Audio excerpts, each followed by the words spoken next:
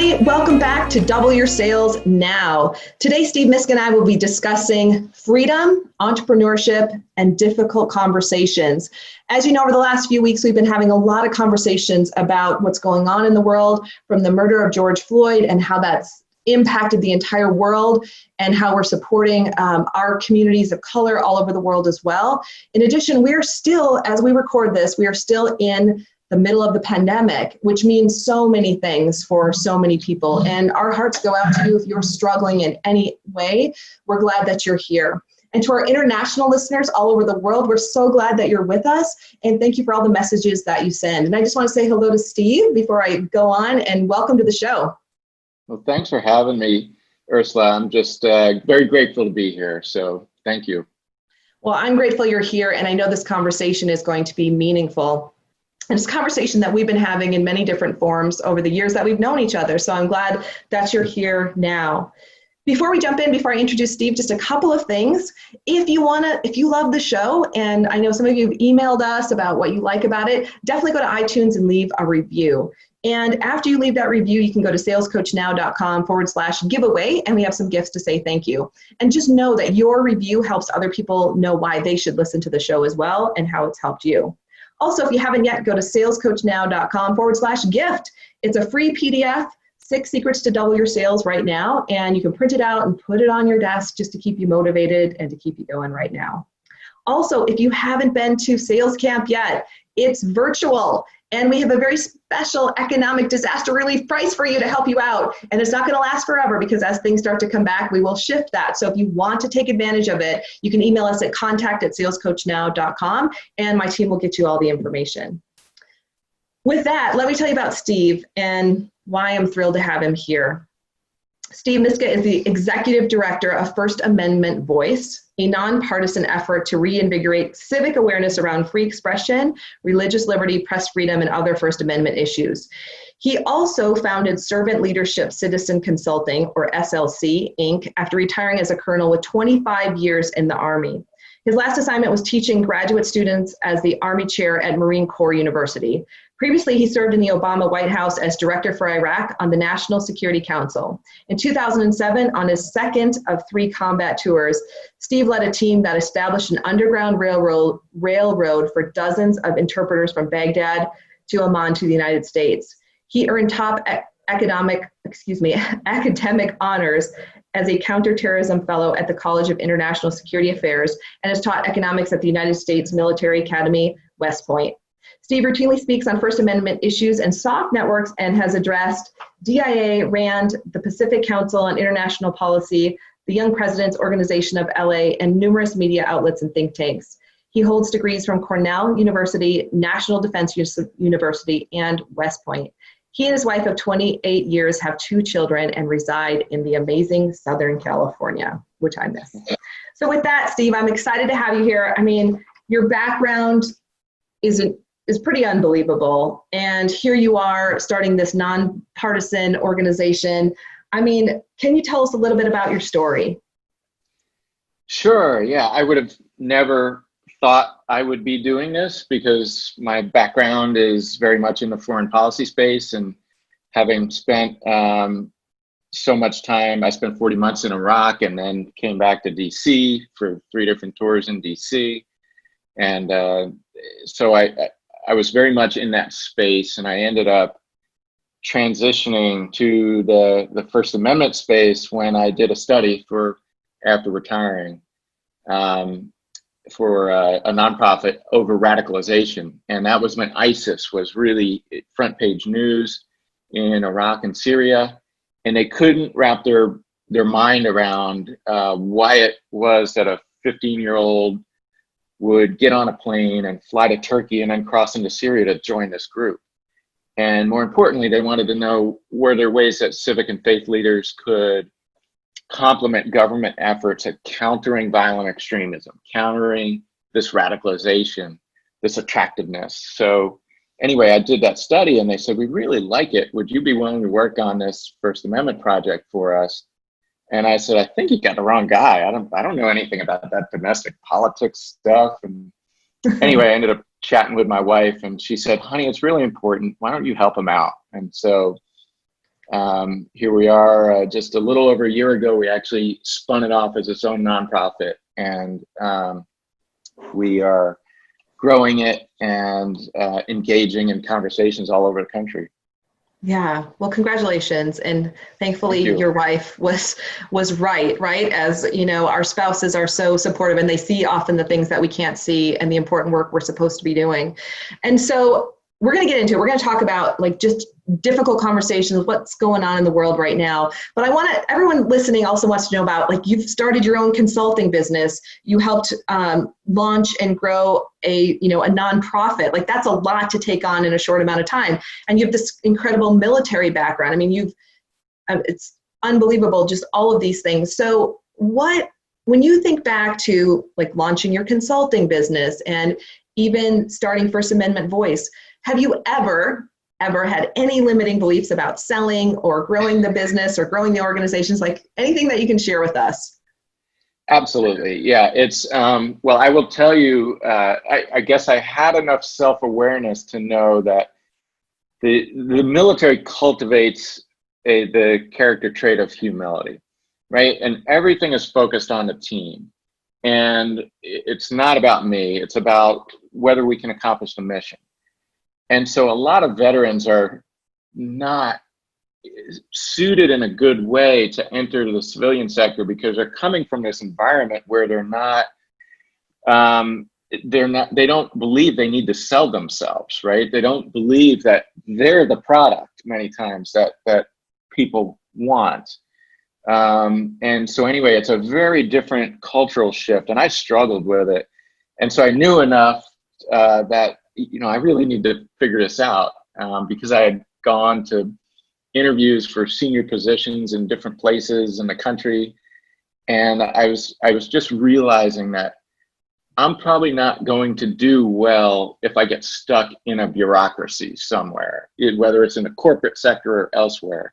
It was always a bad fit for me in the Army to begin with. So from that perspective. And so anyway, that was when I saw your sales camp and came down, and I've been to 2 and recommended other people that I know to go, because it's just a great way to reflect and learn from mentors who have traveled that path or who can help you identify some of those. So anyway, I think humility was definitely a big factor. And then just my personal bandwidth has also been a limiting belief that I need to work through and continue to struggle with, quite frankly. But it's those are 2 areas that I'm sure you probably chatted about on your program. Yeah, for sure. I mean, well, first of all, I think when people hear about your background, they probably think you could just push through anything. And you're right. It's like it's not about pushing through. Like, selling is not about pushing through. It really is about learning and learning a new skill set. And I'm humbled that you came to sales camp, by the way, and you were willing to learn and just willing to, because I think it can be humbling to admit there's something that we don't know and to go in and really work on that process. And that's an interesting, I remember when you were sharing that, like coming from the military, like to have that to come back to the self focus rather than the team, I think is a massive shift, just to be able to have that awareness and then to make the shift. And I know not only do we enjoy having you in class, but I know our students were like, wow, if Steve has struggled with this, it's okay that I've struggled with this too. So thank you for sharing that. One thing I'd tell you, Ursula, is it's even worse for those who held senior positions, because you almost don't need to do anything in the military. You just tell people to do it and they make it happen. And then all of a sudden you are the team, right? I mean, like, wait a second, who's going to do this? Oh, that would be me, until I start figuring out how to hire help or ask for help and, bring a collaborative effort together. Yeah. Oh, it's so true. I remember, when I went through the ranks in just the corporate world, and all of a sudden I was president of the company and I had all these people. I was like, my CFO would bring me my reports, and I start my own company thinking I'm going to have all this freedom, right? That's why we like to start companies. That's our buzzword, freedom. And I'm thinking, this is all me now. Like, what just happened? Who's going to do this part? And it's this mind shift of like, wow, it is me. And then eventually you learn to, delegate. And I mean, it's one of the reasons I wanted to have this conversation this week, because as entrepreneurs, one of our highest values is typically freedom. It's one of the reasons we do this. And then we take our freedom into, how we view our country and what that means to us. And so it's interesting how you have brought these worlds together. But before we go there, I want to go back to a word you said, bandwidth. And so when you took on and decided, to both have a private consulting firm and then launch, it seems like it's been longer. I don't know if it seems like that for you, but it seems like Freedom Amendment Voice has been around longer. Talk about the bandwidth. Is that what you're referring to, is how much you can take on at this point, and how are you doing it all? Yeah, so it's been a, for me personally, I've got several big rocks in the rucksack, I guess, to use a military analogy. And so it's just a matter of which ones am I going to carry, this week or this month or even this year. And I've been able to manage it that way because my knees can't support carrying all of those rocks, right? Right. And maybe I can bring other people onto the team in creative ways that allow us, I never want to bring somebody in if it's not going to be beneficial to them, right? And so if it's interns or research assistants or folks like that, I want it to be a meaningful growth experience. They get mentorship, and I really try hard not to do unpaid internships. I just believe that we should compensate people for their worth. So anyway, those have been ways that I've thought about it and managed it. And so there's an ebbing and flowing of the major projects as conditions change. Yeah, that makes a lot of sense. And by the way, I said freedom was stuck in my head. I said Freedom Amendment Voice. I was like, I know that's not right. First Amendment Voice. So here's what I'm curious about. How do you know, and this is for our listeners, like, how do you know, Steve, because I'm guessing you can put a lot of rocks in the rucksack and keep going. How do you know when it's too many or when we should say no? Because it really starts to take away from the freedom that we created our businesses for in the first place, right? So we can spend time with our families, quality time. I know for you, scuba diving, like all the things that we enjoy. Like how do we know when to say no? How do you say no? It's something I still struggle with. When I first came out here, I retired after 25 years in the infantry. The first half I spent in the airborne infantry, jumping out of airplanes. My wife and I lived in Panama for 3.5 years. Then the latter half, I was, in Iraq for half the time that Amy and the kids lived in Germany. So we came out here and I said, I'm really retiring. Because people would ask me, what are you doing? I said, well, I'm in Southern California. I'm going to the beach. What do you think I'm doing? And both Amy and Heather, my daughter, looked at me and they said, oh, no. You need to go back to work. And I said, what do you mean? Right. And anyway, they were right, of course. So that's when I ended up starting SLC Consulting, because I wanted to be able to focus on things that I was passionate about. And a lot of that was in the nonprofit space. So that it has just led to me understanding that I can only take on the projects that we are structured for. And so there was a major grant that we got about 1.5 years ago. I think you remember we were meeting after that. And what that allowed me to do was build an ad hoc team that came together for about 1.5 years. And we really focused on research to help former interpreters and other people stay protected who work alongside Americans in conflict zones. Now that is really much on the back burner. And I can't do more there right now because First Amendment Voice is growing and we need to establish a foundation. And so I say no at certain times, knowing I'm going to circle back at some point. And many times those are conditions that are beyond my control too. So I've just got to be okay with not being able to come back to things that I am very passionate about and have worked in for a long time. But the conditions are just not right. And that's okay. And so I need to be okay with it. Yeah, I think that's Really good advice. And that to just know, like we know when it feels heavy or it feels off. We know when to say no. But the second piece is to be okay with it and not to carry the guilt around, because I know there's so many entrepreneurs who are socially conscious. Yeah. And there's only so much we can all do in one day. I mean, I just like, sometimes my brain is like, okay, what about this? And what about this? And what about this? And you can't do it all, but we can have conversations here. And this is one place where I've been excited to bring support and conversations to the community to, create bridges.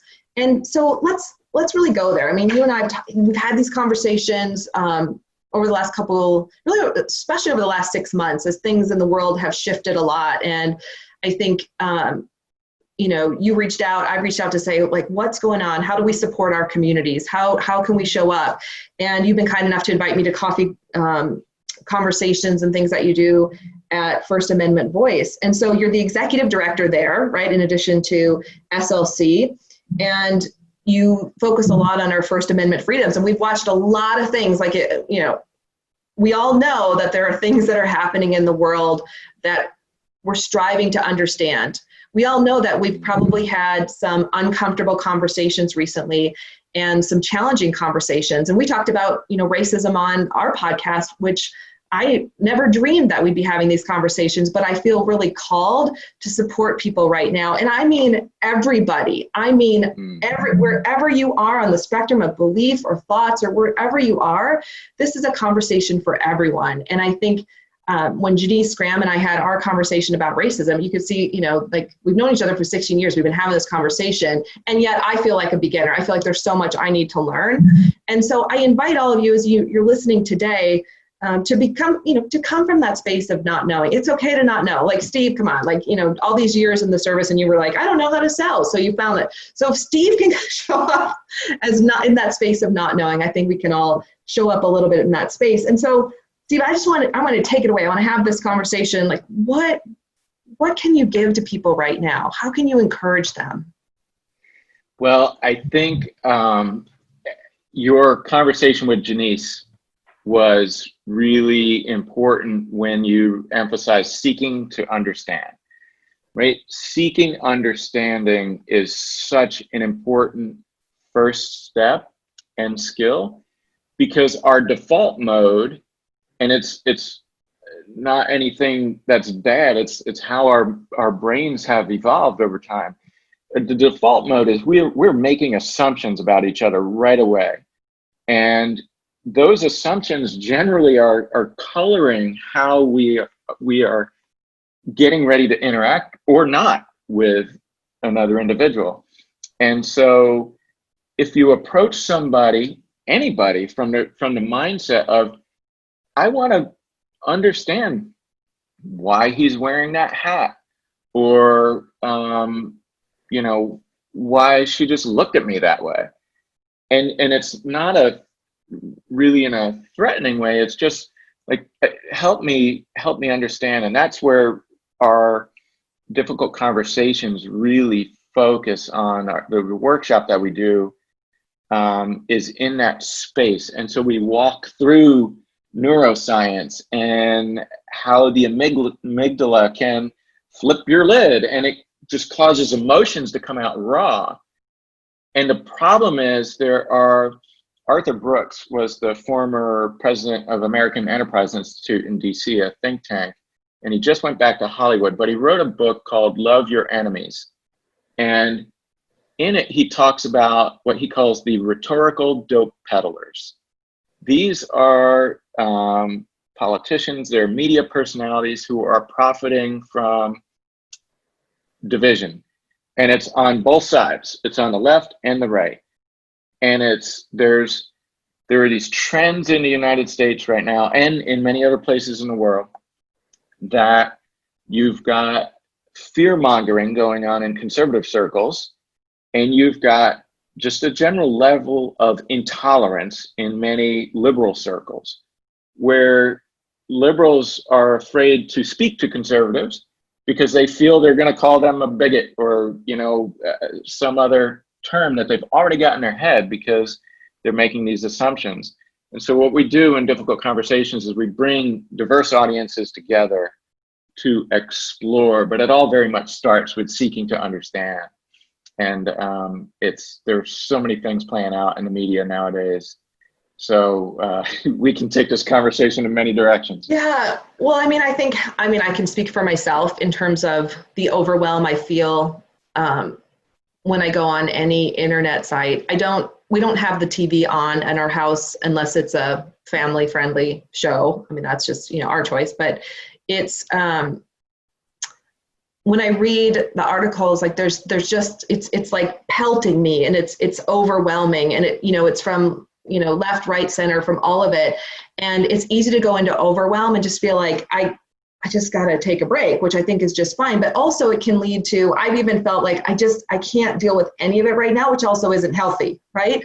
So what's your advice just to, for those of, us, and I know our listeners, you feel like you want to just fix everything, and then sometimes you want to fix nothing. Like, how do we cope? What are some steps that we can take, or what do you recommend in your difficult conversations course? Well, so there's a lot to unpack there. The first thing I would say is focus on the areas that are closest to you, in your communities, or at whatever level you happen to be interacting, right? And because, I've served at the national level, I'm very much focused on my city right now and trying to understand why there's so much divisiveness right here in San Clemente. So, and it's normal, I think, because it's reflective of where we are as a country right now, where many other countries around the world are in terms of institutional decay, and people are losing confidence in whether it's religion or education or government or the police, whatever it happens to be. And so they are searching for some sort of, bedrock to rest on. Yeah.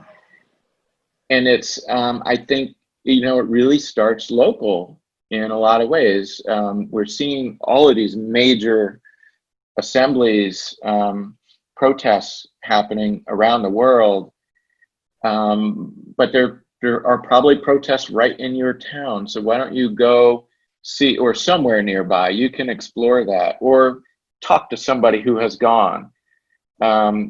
And then the other thing is the way the media is pitching, because our media landscape is fragmented, and it's very diverse. And so what's happening is it's allowing us, and this is normal, this is natural, but we're all probably doing it to a certain extent. It's allowing us to curate our information in ways that are confirming our preconceived biases. And all that's doing, and this is more of the rhetorical dope peddling, right? This is, it's triggering the same cortisol and dopamine that we would get if we were addicted to drugs. And we know that the toxic rhetoric out there in the public square is not healthy for us. It's not healthy for the country, but also getting those hits right off of social media that are confirming our own preconceived biases, that's not healthy for us as individuals, both from a mental perspective, but physiologically it can impact you as well. And so that's what you're seeing. A lot of people are turning off the television, so they don't watch cable news at all. They're just shutting down a lot of those sources. And so we explore some of that in our digital detox program. Is how do you leverage technology for its good purposes while not allowing us to encroach on that important free time where you're kayaking with Luca, or you don't need your cell phone then. It might be good for a safety instrument to call for help if something happens, but don't be checking email and texting while you're doing that, right? And you know that, but it's definitely encroaching on a lot of our personal time, which is important. We all need playtime. Right. Yeah. I mean, I think those are all really excellent points. And I think everything that you're talking about is about awareness and really stepping away from just stepping outside of things and to notice why am I reacting in this way, or why does this feel really heavy, or why is this really triggering in this moment, and is that really true? I mean, it's one of the things we do at Sales Coaching all the time is we confront our thoughts and we ask ourselves, is that true? Why am I letting this thought hijack me right now? And maybe there's another, like, what if I take a moment and take a step back to understand a little bit more? Because the thing is, right now, we don't all, I mean, what I see is so much emotional hijacking for people where they're just being pulled into space that doesn't serve them, it doesn't serve anybody else. And at the same time, it prevents us from building those bridges. One of the things I'm curious, and I know you can't talk about, I know that the difficult conversations classes, they're very small, they're intimate, they're very private, you keep them confidential. I'm curious though, without giving away details, if there's anything you can share about regarding some of the breakthroughs that you've seen, or how you've seen people walk across bridges in a way that at the beginning maybe of the course together you couldn't have imagined, and yet here they are. So I will just tell you, I've been to 5 of them personally, and I learned something every time.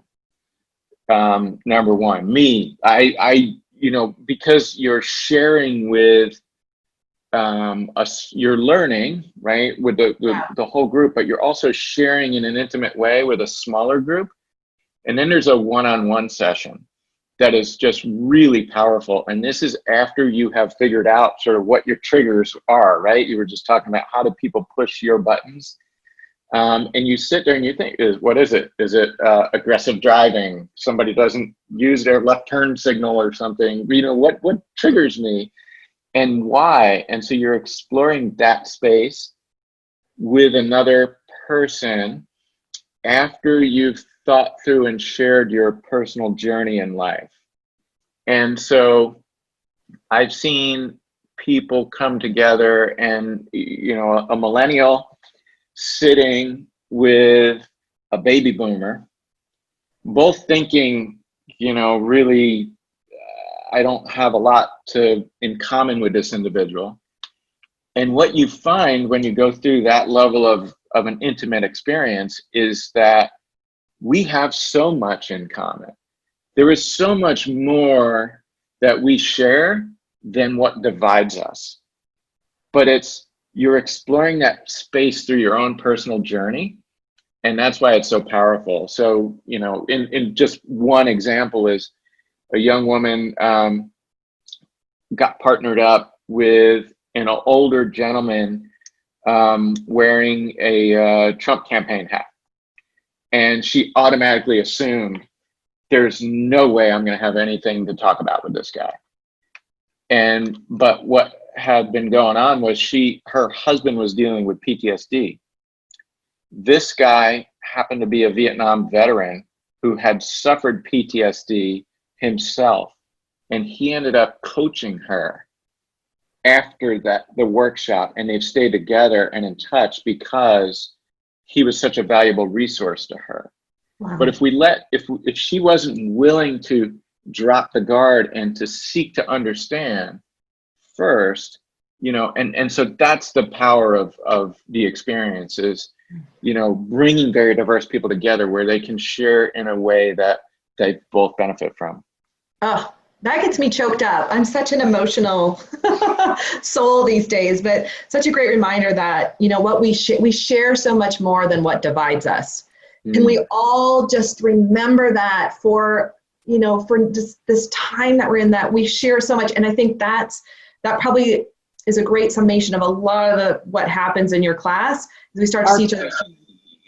Ursula, our country is founded on e pluribus unum, out of many one, right?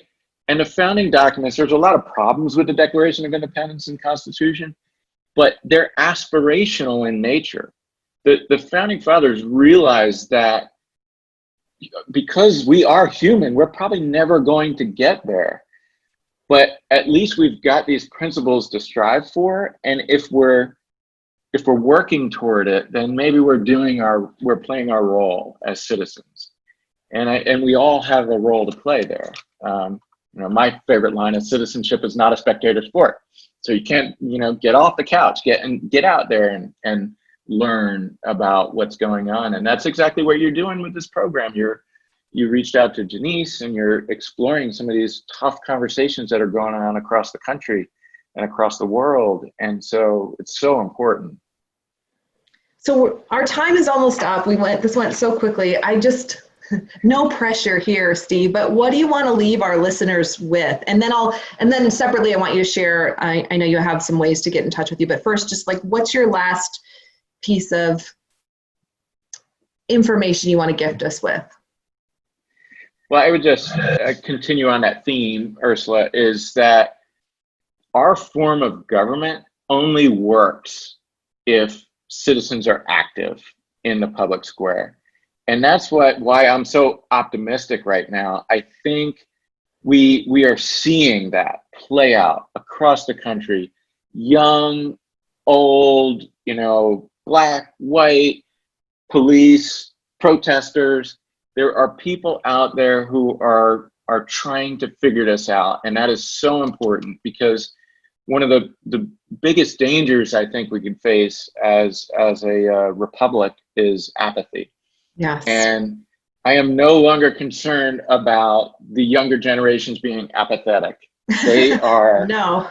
They feel like they need to get involved and take ownership. And that is so important. And so if your listeners out there are wondering what they can do, I would just say, just explore the ideas and try to be a lifelong learner and keep understanding and it'll make your life more meaningful and hopefully those around you.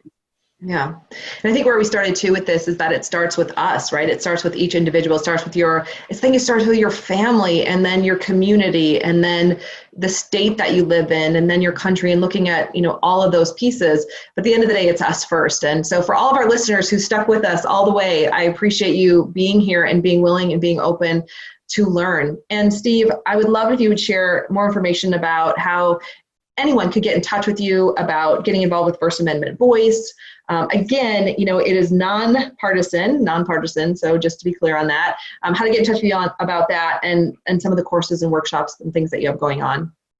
Sure, absolutely. Well, we're First Amendment Voice is on all the social media, and we've got a website out there. So feel free to sign up for our free newsletter.